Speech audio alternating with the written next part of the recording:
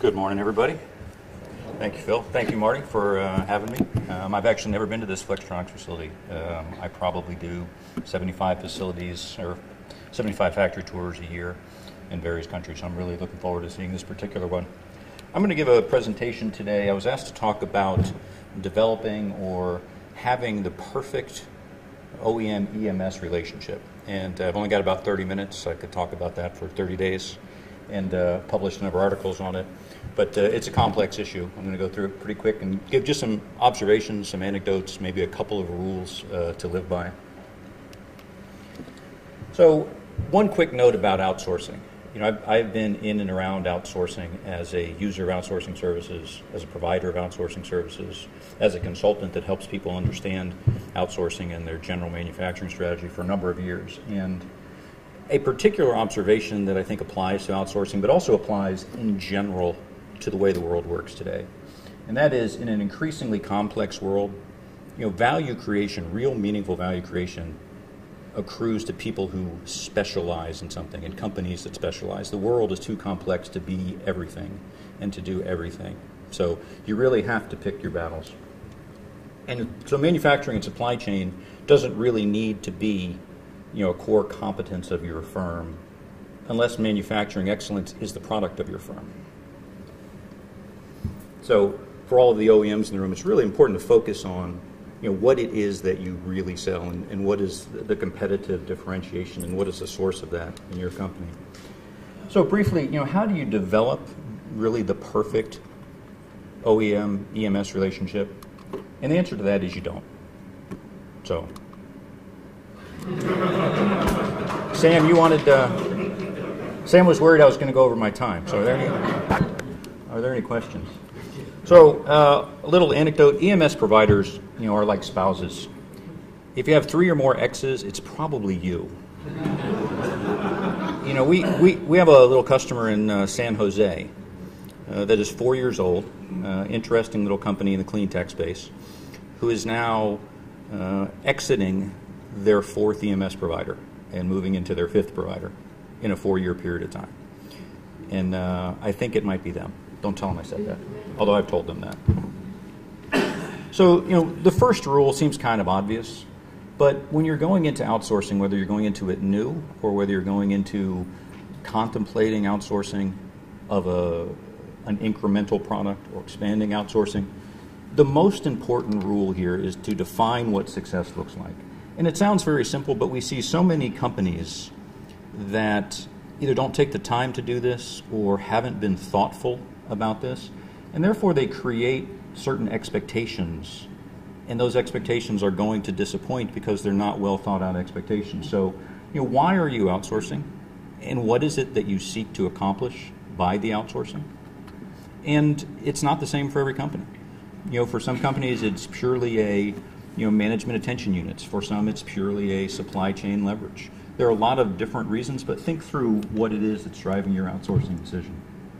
And how will you measure, you know, the commercial value of that? You know, what will success look like in your outsourcing? And I can see by a couple of looks there that, you know, some people really hadn't thought about this. What does success look like? And there are a lot of different things you can measure, but how will you know if it is successful?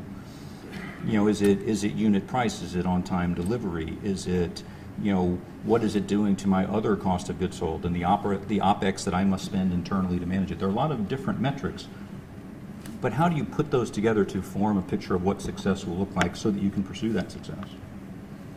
And then, you know, what are the strategic imperatives of your company? You know, my company does a lot of work with China. I recently, you know, wrote an article about one of the new things we're seeing in outsourcing to China isn't just outsourcing to China because China is inexpensive and a good source of supply. It's outsourcing to China because of the need to fill demand in the Chinese market. That's a different strategic imperative than just looking for the lowest cost. So you have to look more holistically at what is it that you're trying to achieve by the outsourcing. Rule number 2, and this is one that we see a lot of people get wrong. And, you know, there are a lot of suppliers, and, you know, Flextronics is one of the best in the world, but they have some very good competitors that can also do a good job. It's about selecting the right one for your needs and the right location and the right team and the right service offering within that portfolio of what the company has. And looking at that in a holistic way. I know SBS does a lot of work with small companies and emerging technology companies. One of the things that my company sees all the time with these emerging technology companies is they will make the decision on one or two dimensions. And those dimensions usually for the emerging technology companies are, who is the most technologically capable supplier? And that's only part of the equation.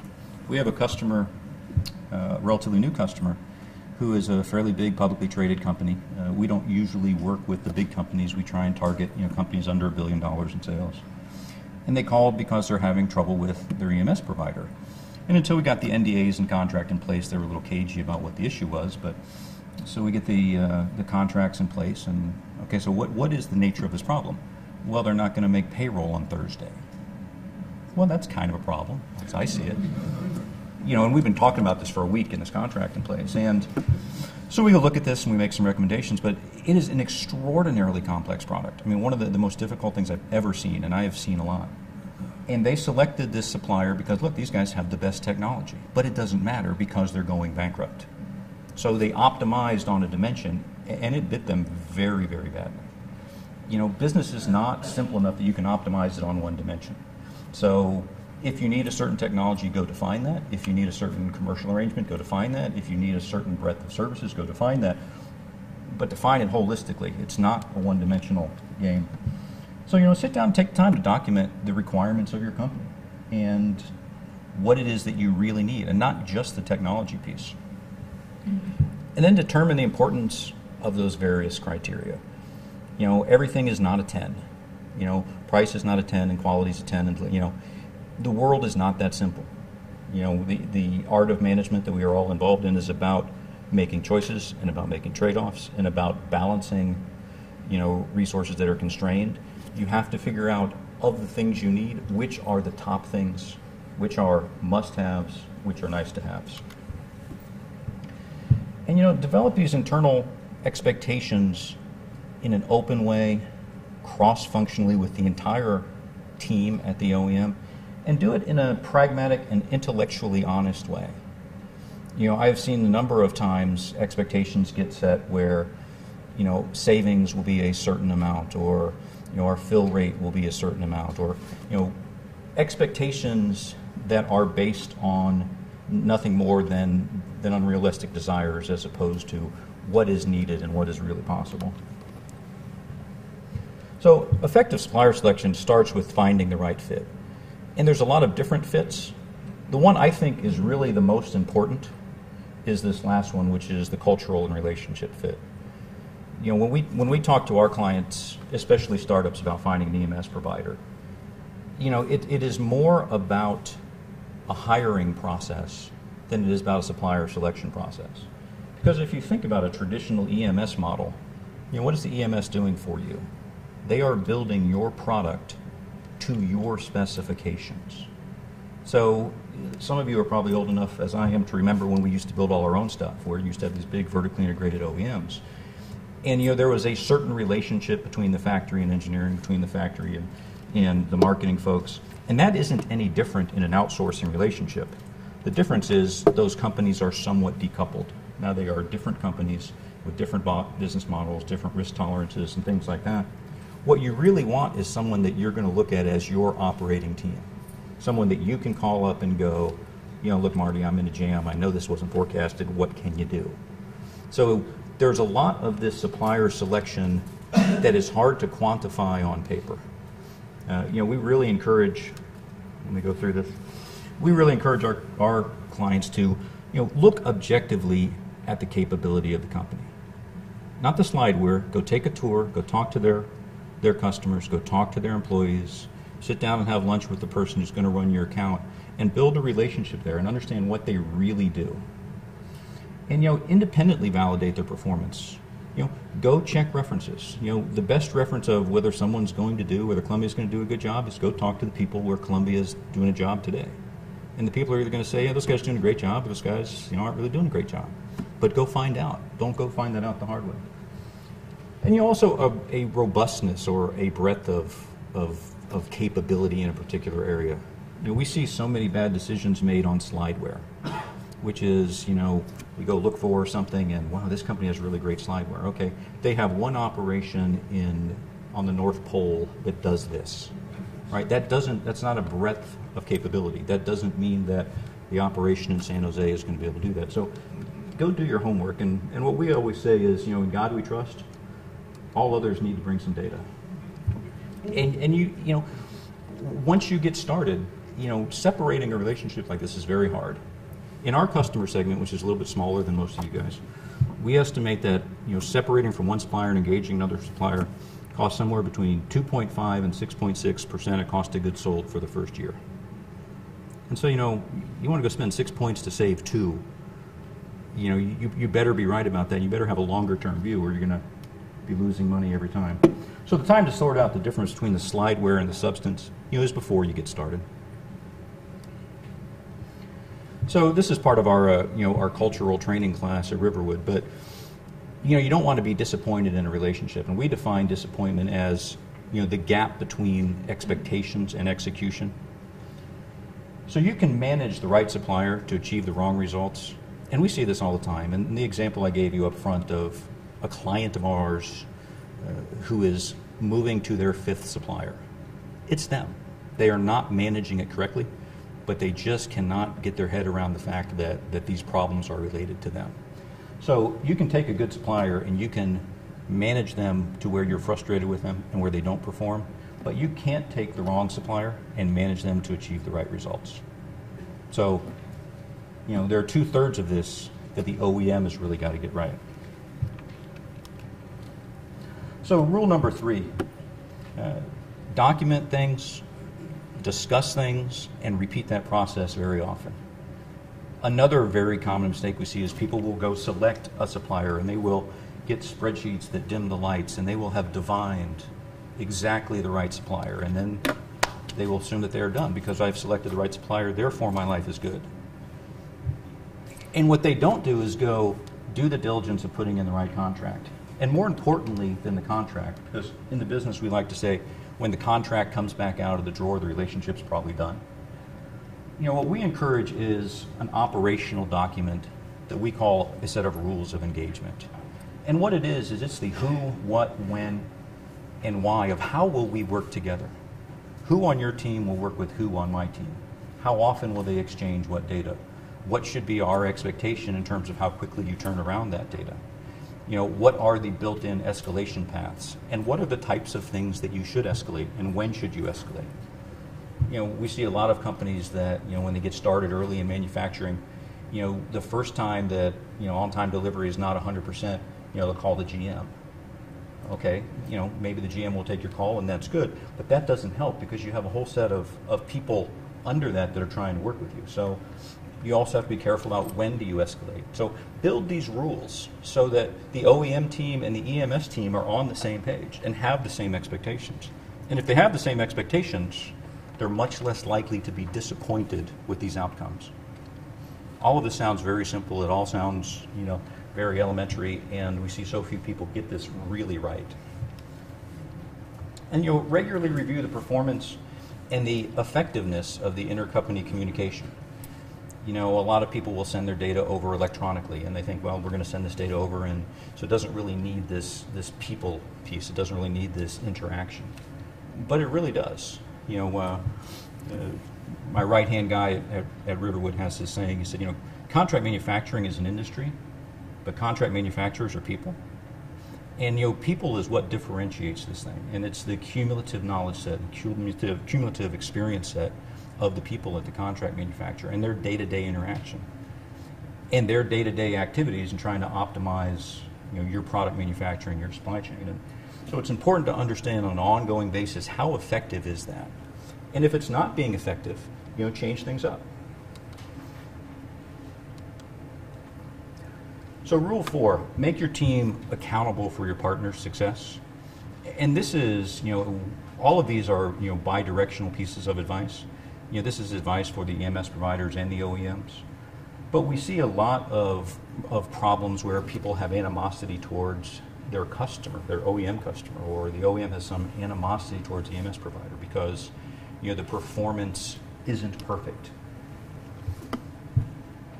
And then it can deteriorate into a, yeah, the performance isn't right, but it's not my fault, it's that guy's fault. And that may be true, but it doesn't help. So create a single team environment. Measure the OEM team the same way you measure the EMS team, one set of goals, one set of objectives, and get the team marching together.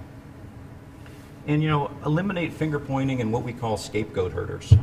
And, most of the big companies that we deal with, and we don't deal with a lot of big companies, they'll have a couple of people in there that seem to be the director of scapegoat herding. They're the person whose job it is to tell you why this goal didn't get reached, wasn't obtained again, or yeah, we missed this delivery, or the quality is, but I'm here to tell you whose fault that is. And that just doesn't help. It's about performance. And so, recognize and reward your organization and people in your supplier's organization, your partner's organization, based on what they achieve. Not based on, hey, I worked really hard. I'm a capitalist pig. I don't care if you work hard. I care if you get something done. I care if you achieve a result. And you have to do this consistently for both teams together. And listen to your partner. We sit in on a lot of QBRs with our OEM customers and their suppliers. And you can just watch certain people in the room are listening to a point so that they can respond to that point. Listen to hear what the other party is saying. Listen to hear what the obstacles are. Listen to hear what the problems are. Listen to hear how you can help with that problem, as opposed to, okay, I know what I'm going to say as soon as this person stops talking. And treat it like a partnership, and it'll feel like a partnership. Whenever I see a press release from one of these EMS companies that they just partnered with this company and partnered with that company, we have a pretty good feel for who's doing what in the space, and there are companies out there that are very successful, that are very committed to outsourcing, who have pretty effective relationships and who treat it as a partnership. And then there are people who treat it as if it's something that is a little bit more transitory in nature, or a little bit more disposable. So despite the marketing material, there's nothing seamless about manufacturing. We had a marketing guy at my firm, and who's no longer with my firm, thank God. And we're doing this online marketing, and if you hire Riverwood Solutions, we're going to make this relationship between you and the EMS, we're going to make it seamless, and we're going to help you with your product, and it's going to be seamless. And I've been in manufacturing my whole career, and I've never seen seamless, not one time. Manufacturing is a very, very complicated business. I look at these data storage racks, and I go, okay, that thing's got 15,000 part numbers in it, and it's not the microprocessor that's going to shut you down. It's that little hex nut that you didn't know was coming in 2 days late, and it's not an easy business. It's not a seamless business. And here's the secret: it's the same whether you do it internally or externally. All of these things impact manufacturing, and so know that that's going to happen, and be prepared to adjust to it. And both parties have an economic interest in their business. There are some people, I don't think any in this room, but there are some companies that may or may not be located in certain parts of Texas that really approach this as, I fully expect you to not make money on my account. Okay, if I'm not going to make money, personally, I'm going to go fishing, because we call that a hobby where I'm from. But no, you don't want your supplier to make an excessive profit. You want them to make a reasonable profit based on a reasonable effort and a reasonable result. But at the same time, for whatever reason, there are people that believe that the EMS industry should not make a profit. And I can tell you, the last 2 weeks of the quarter, I used to run big EMS factories. You don't want to be the least profitable account in that factory the last 2 weeks of the quarter, for sure. So, think about that. Both parties have an economic interest, and they need not be, mutually exclusive. And this was one that I know used to irritate me when I was on the EMS side of the table. Every dollar of savings is created equal. Every dollar is equal. When I go down to the store, they don't go, was that $1 of savings you got from... No, I just give them $1 and they give me my beer. So many times, there's a conversation about we really need to reduce cost. And that conversation tends to be a one-sided conversation. It tends to be very lopsided around, you're the supplier. When it's a cost reduction, you're no longer the partner, you're the supplier, and therefore... But, the OEMs have plenty of opportunity to help reduce these costs, whether it's approaching the communication of demand data differently, or whether it's, allowing the EMS provider to be more active on the quality and the NPI front. There are a lot of different ways. But saving $1 should be saving $1 regardless of where that dollar originates. And this is an interesting quote. Think about this for a minute. The economics of outsourced manufacturing are not just about the economics of outsourced manufacturing. They're about the economics. They're about the economics of the relationship. They're about the economics of the transaction costs that occur between the two companies. And, there's no specific recipe for outsourced manufacturing. Some people outsource this much. Some people outsource their entire value chain. So the economics are about what you're trying to achieve, how much of it you outsource, what is the interaction and transaction between the companies. This is a quote that I like to use. We do this thing once a year called the Outsourced Manufacturing Academy, and we survey a bunch of OEMs and EMS providers. This is an EMS provider CEO. If the average OEM would examine their operational cost structure with 1/10 the scrutiny they use to examine mine, they'd find the extra 2 points they're looking for before their first coffee break. You go in there and I need a nickel here, and you go, these 17 people that all send me confusing demand signals that are supposed to be the same, maybe we could, there's not a lot of tolerance for conversations like that. Savings are savings. Be open to listening to your manufacturing partner, because that's in part what you hired them for. So I'm going to close with my famous quotes of the failed. These are real quotes, by the way. You can't make stuff like this up. I don't need an operations group, just someone to place purchase orders with Sanmina. Now that the world has become more and more outsourced, people think that, okay, well, I don't have to do anything if I'm the OEM. There's still a lot of activities that need to reside on the OEM side of the table. And, under-resourcing the OEM side of the table can create an awful lot of problems in the EMS relationship. Having said that, so can, over-resourcing that. But, we'll see, startups that are $25 or $30 million that'll have, one person making 25 grand a year that, well, I just place purchase orders. And it just doesn't work. It's not quite that simple yet. If my EMS provider was any good at all, this is a great story. I've got a few minutes left. If my EMS provider was any good at all, they'd give me 2-week lead time on all my products, regardless of what the forecast was. Now, this is a publicly traded company. These guys do a couple $100 million a year in the telecommunications space. And they called us in and said, look, we think we need to go shoot our EMS provider, which we get a bunch of calls that go, look, we think we need to go to somebody new. So I go, look, let's go through it. Let's go through your last QBRs. And, well, we haven't done a quarterly business review in about 3 quarters. Okay? But you start going through this, and what is really the dissatisfaction? Well, lead times are too high. Okay, what do you need the lead times to be? Well, our customers don't give us any, so we shouldn't have to give them any. And again, manufacturing is not really that simple. So we dig into this, and the company had a very specific contract where they were holding their EMS provider very, very tight, tighter than the average MSA, around what they would be liable for in the pipeline. And so the EMS provider was simply acting according to the contract that was put in place. And so when we finally go reveal this and say, 1, you're not managing them, 2, you're not sending the right data, 3, you have a contract that says you need to behave this way. Given that you put a contract in place that says you need to behave this way, why is it that you're expecting them to behave other than what you contracted them to do?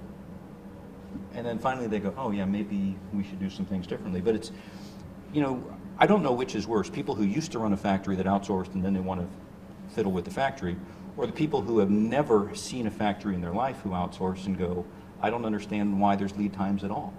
Why can't I just call you and my stuff shows up? So, another one I'm like, I'll save at least 20% outsourcing my product. Maybe will. Certainly we've seen this in some cases. But, there's also cases where, if you save 4 points, it's a pretty good deal. There isn't any universal savings number. There are a lot of customers that are new to outsourcing that actually think that, somehow labor costs less in Columbia, South Carolina, if that labor is employed at Flex. And if you employ them across the street with an OEM sign out front, that labor is more expensive. We were working with a medical company in Redwood City who was thinking about building some stuff themselves. And they said, well, our labor rate would be 26 if we hire people, but if we give it to Flextronics, it'll be 10. Well, why is that? They're right down the street. So you have to think through some of these things. My EMS provider is full of idiots. They should have nothing but master's degree engineers testing my product. It's complex, for God's sake. Okay. I don't know if that's true. It sounds to me like there was a problem of turning the factory into the lab. But at the same time, I think if you went to someone like Marty and said, hey, that's what we need, if it's really what you need, I'm sure it can be put in place. But is it really what you need? And is that the way you would run your own factory? And it's interesting, the decoupling that's been created by outsourcing and how it makes more and more companies less informed about how manufacturing works. And that tends to create a lot more unrealistic expectations of how manufacturing should be able to perform. This is not an EMS one, but I like this one. We should have ample supplies to make it to the next depot. I'm sure most of you guys remember how that worked out for Mr. Scott. Didn't quite have enough supplies. So with that, a couple of quick issues here on contract negotiations, because we're talking about, and a lot of this is finding the right person, putting the right agreements in place. This is from a survey of 38 EMS C-level executives. When you're negotiating a contract, what are the hardest issues to get through? And I find some of these to be interesting. Pretty much a tie up front here. Contractual cost downs. Some people want, guarantee that my costs will go down every quarter. That's a tough issue because sometimes that's not the way the world works. Material liability rules and definitions. This is the one we spend the most time on. IP indemnification. And this is one I wanted to point out a little bit. I'm highlighting IP indemnification. For the most part, the EMS providers manufacture your product to your specifications. And most times the EMS provider will provide a pretty good warranty around those things that they do. But more and more we're seeing OEMs want the EMS provider to take on indemnification around the product, indemnification around product liability, indemnification around product design IP, even though they might have been handed the design. It's interesting, again, as these two operations have become more decoupled, the sources of innovation, the sources of production, how the lines are trying to get blurred in the middle because people don't really understand the EMS model and have never operated their own factories. So, quickly, kind of the top 5 in my mind for having a good relationship. Document internally your expectations in an open, honest way with the entire OEM team. Go through a thoughtful and thorough supplier selection. You can't pick the wrong supplier and get the right result. Define a set of rules of engagement and tweak these. Tell your teams how they will work together, when they will work together, how data flows, how feedback flows. The OEMs need to have an appropriately designed infrastructure to support outsourced manufacturing. Might be a bigger infrastructure, might be a smaller infrastructure, but it's always a slightly different infrastructure. What you need to do to manage outsourced manufacturing is not the same as what you need to do to manage an internal plant. And then take an even-handed approach and an inclusive approach to the metrics of how you manage the outsourcing. Figure out what metrics are really important and drive them together with the service provider so that both the teams are on the same page. So with that, Sam, look, I have like a minute left.